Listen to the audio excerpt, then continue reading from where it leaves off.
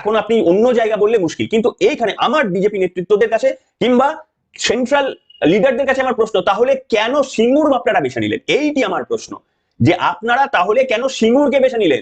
নরেন্দ্র মোদীর জনসভার জন্য তো অনেক জায়গা ছিল। আপনি যদি সিঙ্গুরকে নিয়ে এই এই কড়া প্রশ্নগুলো, কড়া প্রশ্ন মানে কড়া প্রশ্নগুলোকে অ্যাভয়েড করতে চান, যে আমি অহেতুক আর শিল্প নিয়ে বলবো না, যতক্ষণ না রাজ্যে একটা স্থিতিশীল সরকার হোক ততক্ষণ পর্যন্ত আপনি কেন সিঙ্গুরে জনসভাটা করতে গেলেন? পশ্চিমবঙ্গে তো হাজারো জায়গা ছিল, এমনকি হুগলিতেও 10টা জায়গা ছিল, আপনি সিঙ্গুরেই জনসভাটা কেন করতে চাইলেন? এইটাও আমার প্রশ্ন আপনাদের কাছে।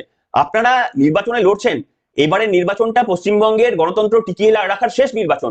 এখানে যদি আপনাদের ছোট ছোট ভুলগুলো এইভাবে দিয়ে যান, আর দেখতে পাচ্ছেন মিডিয়া কিভাবে বসে রয়েছে, তাহলে কিন্তু এবারেও ওই 2021-এর মতো ওই হাত বল থেকে মানে গোল থেকে একদম গোল পোস্টের বাইরে বল চলে যাবে। তো সেটাও কিন্তু আপনাদের সতর্ক। আমি বুঝতে পারলাম না যে সিঙ্গুরে জনসভাটা করলেন কেন রে ভাই? আরে এতগুলো তো জায়গা রয়েছে, কনস্টিটিউশন রয়েছে, অ্যাসেম্বলি রয়েছে, সব জায়গায় যে কোনো জায়গায় করতে পারতেন, সিঙ্গুর কেন? এই প্রশ্নের উত্তরটা কেউ দিতে পারবেন কোনো বিজেপি নেতৃত্ব?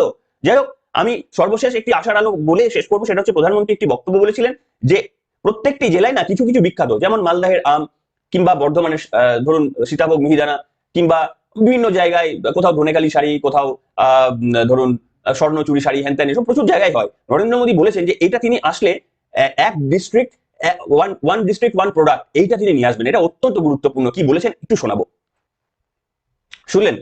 এটা কিন্তু মিডিয়াতে আলোচনা হচ্ছে না, এটা কিন্তু অত্যন্ত গুরুত্বপূর্ণ। তার কারণ আপনি যদি এক একটা জেলার এক একটা বৈশিষ্ট্যকে ফোকাস করেন না, সেটা ভারতবর্ষে না পৃথিবীর বাজারে সেটাকে মানে বিপণনটাকে সাজিয়ে নিয়ে যাওয়া যায়। আজকে তৃণমূলের আমলে সে সমস্ত শিল্প আমাদের নষ্ট হয়ে গিয়েছে। ঠিক আছে, ধনেখালি শাড়ি কি এখন আমেরিকায় পাড়ি দেয়? কিন্তু সেটা সেরকম কোয়ালিটির, সেটা পাড়ি দেওয়ার যোগ্য। এই অযোগ্য নেতৃত্ব বসে রয়েছে বলে সেটা যাচ্ছে না। এই সুশাসন যদি আসে আর যদি তারা কথা রাখতে পারেন, তাহলে কিন্তু ভারতের বাজারের বিরাট চাহিদা, বিপুল চাহিদা, অর্থনীতির মানচিত্রটা পাল্টে যেতে পারে। সেই আভাস নরেন্দ্র মোদী দিয়ে গেছে, কিন্তু তিনি আলোচনা করবে কে? এই চটিচাটা মিডিয়াগুলো, যারা রাত্রির শুধু বসে ওই তোর বাবাকে ডেকে আন, ওর বাবাকে ডেকে আন, ওর মাকে শুনানির নোটিশ পাঠা, বিএলওর মৃত্যু হয়েছে, আত্মহত্যা হয়েছে, পোস্টমর্টম রিপোর্ট ছাড়া বিএলওর আত্মহত্যা হয়েছে বলে যে সমস্ত সংবাদ মাধ্যমগুলো চালাচ্ছে, তারা এগুলো বিশ্লেষণ করবে? তারা বোঝে মাল্লু, শুধু মাল্লু বোঝে, যে ভাই কোন খবরটা চালালে আমার মাল্লু আসবে, আর কোন খবরটা চালালে আমার ওই শাসক দলের কাছ থেকে বিজ্ঞাপনের টাকা আসবে। এছাড়া তারা কিছু বোঝে না। আপনার ভালোর জন্য তারা খবর করে।